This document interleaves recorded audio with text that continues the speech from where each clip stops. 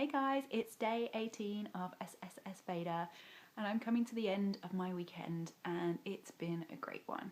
So for those of you who watched my earlier vlogs, you'll know that I was heading to a show called Limbo on Friday with my friend Jeanette, and unfortunately I wasn't allowed to take any pictures or vlog from inside the theatre, but it was absolutely awesome, and I'm going to put a little link to a YouTube clip which is a little preview trailer for you so you can see exactly what kind of acts there were. There were acrobats, there were sword swallowers, fire breathers, all kinds of stuff, and it's just awesome. It was the second time I've seen the show and it was just as good as the first. So anybody in London who hasn't been yet, make sure you get yourself there. It's on until the end of September. And then most of the rest of the weekend I've just been relaxing. I have been sorting out all my admin, which sounds really boring, but actually I feel so fulfilled now I've done it. I feel so much more relaxed, so that's great. So it sets me in good stead for the week ahead.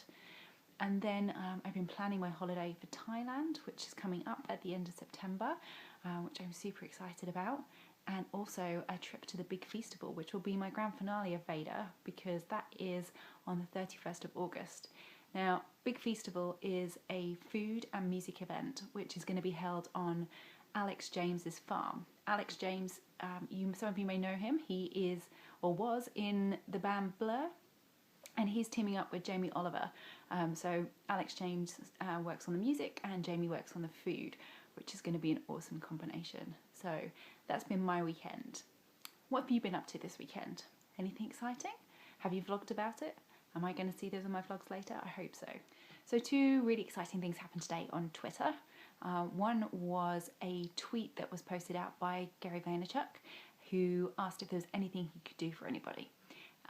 Me being cheeky, I said, sure, send me flowers.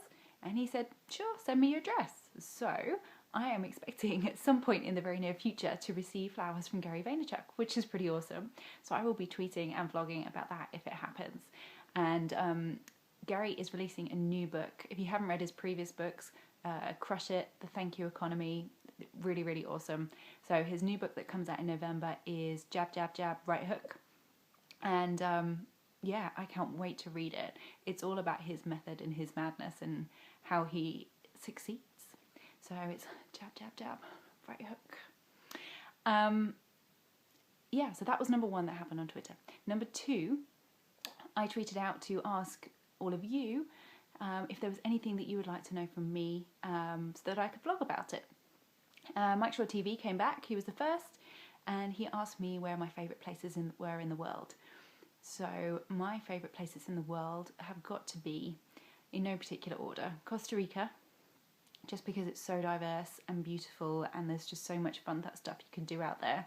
For those of you who are watching my April Vedas, you would have seen me get stuck on the Bahia de Belena, and we also hiked about 1.5 kilometers up the rainforest and slept in a cave overnight, an open cave no less, under a waterfall, which it was just incredible.